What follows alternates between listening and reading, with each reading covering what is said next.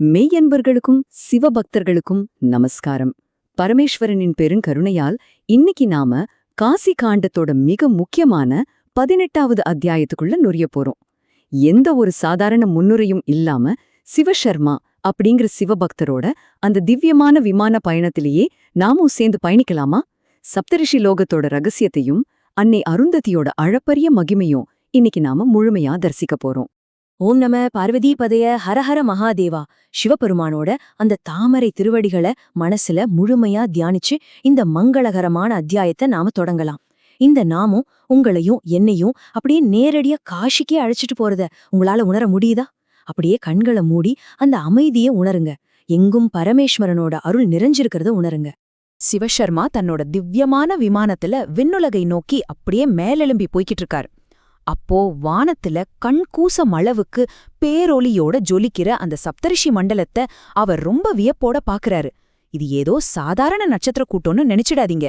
ஒட்டுமொத்த பிரபஞ்சத்தையே தாங்கி நிறுத்துற மாபெரும் தவத்தோட திருவுருவம்தான் அது. அங்க யாரெல்லாம் இருக்காங்க தெரியுமா?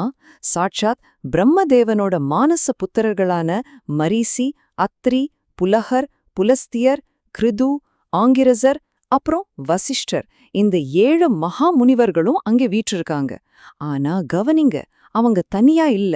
அவங்களோட தர்ம பத்னிகளான சம்பூதி, அனசூயை, க்ஷமை, பிரீத்தி, சன்னதி, ஸ்மிருதி, அப்புறம் ஊர்ஜே, இவங்களும் அங்கே எழுந்துருளிருக்காங்க. இவங்கள வெறும் மனைவியர்னு சுருக்கிட முடியாது.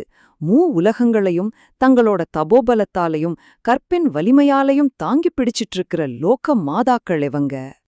இப்போ விண்ணுலகத்துல ஜொலிக்கிற இந்த நட்சத்திர மண்டலத்தை கண் குளிர தரிசிச்ச நாம நம்ம பார்வைய அப்படியே மெதுவா பூலோகத்துல இருக்கிற அவிமுக்த க்ஷேத்திரமான நம்ம காசிய நோக்கி திருப்போம்.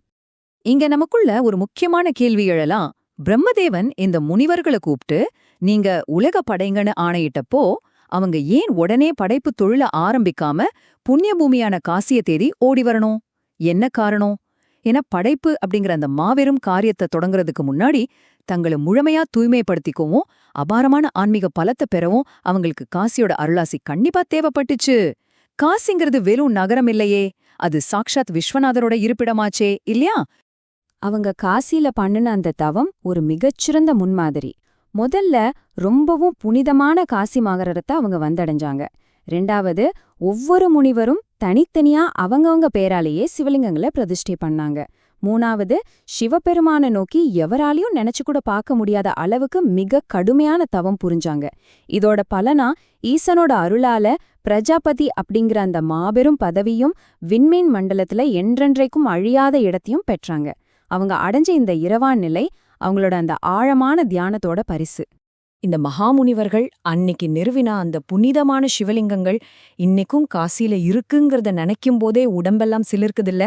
விஷ்ணு கணங்கள் சிவசர்மாவுக்கு விளக்கி சொன்ன அந்த தலங்களோட ரகசியங்களை இப்போ நாமும் தெரிஞ்சுக்குவோம். முதல்ல அத்ரீஸ்வரர். இவர் கோகர்ணேஸ்வரர் குலத்துக்கு மேற்கே அமைந்திருக்கார். இவரை மனதார வணங்கினா ஒருத்தருக்கு பிரம்ம தேஜஸ் அபரிமிதமா பெருகும். அடுத்து மரீஷீஸ்வரர். கர்க்கோடக வாபிக்கு வடகிழக்கே இருக்கிற மரீசி குண்டத்துல நீராடி இவரை தரிசிக்கிறவங்க சாக்ஷாத் சூரியனை போலவே பிரகாசிப்பாங்க. அந்த அமைதியான மரீசி குண்டத்தை ஒரு நிமிஷம் உங்க மனக்கண்ணுல கொண்டு வந்து பாருங்க. 3வதா புலஹேஸ்வரர் மற்றும் புலஸ்தியேஸ்வரர். சொர்க்கவாசலுக்கு மேற்கே அமைஞ்சிருக்கிற இவங்களை தரிசிக்கிறவங்களுக்கு பிரஜாபதி லோகமே கிடைக்கும். எவ்ளோ அற்புதமான பலன்கள் பாத்தீங்களா? தொடர்ந்து பார்த்தோன்னா ஆங்கிரீஸ்வேஸ்வரர். ஹரிகேச வனத்துல வீற்றிருக்கிற இவரை வணங்குறவங்க அளப்பரிய தெய்வீக ஆற்றலாலும் பேரும் தேஜஸாலும் நிரப்பப்படுவாங்க. இறுதியா வரணா நதிக்கரையில அமைஞ்சிருக்கிற வசிஷ்டேஸ்வரர் மற்றும் கிருதுவேஸ்வரர். சலசலன்னு ஓடுற அந்த அமைதியான நதிக்கரையில வீற்றிருக்கிற இவங்கள தரிசிக்கிறவங்களுக்கு அந்த சப்த ரிஷிகளோட முழுமையான மங்களகரமான ஆசிர்வாதம் அப்படியே கிடைக்கும். இந்த இடத்தோட அமைதியையும் அந்த நதிக்காற்றையும் கொஞ்சம் கற்பனை செஞ்சு பாருங்க.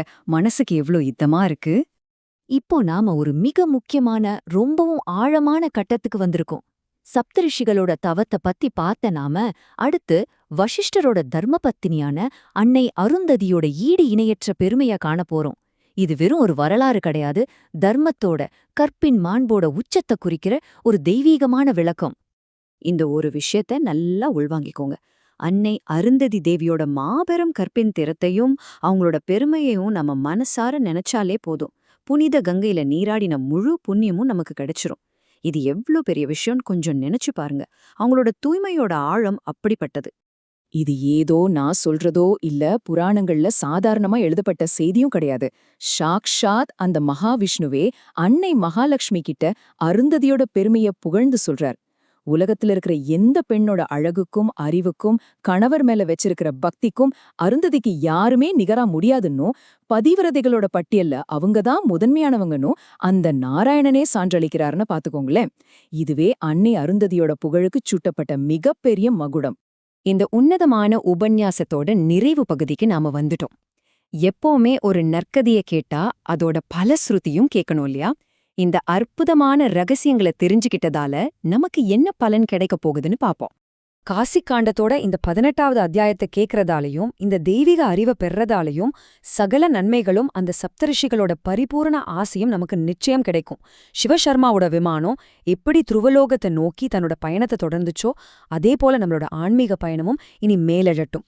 கடைசியா அவங்கிட்ட ஒரு கேள்வி. இந்த லோக மாத்தாக்களோட மாசற்ற கற்பும் ரிஷிகளோட அந்த அரிய தவமும் இன்றைய நவீன உலகத்துல இருக்கிற நமக்கு உணர்த்துற ஆழமான பாடம் என்ன? நீங்களும் உங்களோட அகப்பயணத்தை காசியோட புனிதத்திலிருந்து தொடங்க தயாரா? முழு பக்தியோட சொல்லுவோம், காசி விஸ்வநாதர் சரணம், ஹர ஹர மகாதேவ்.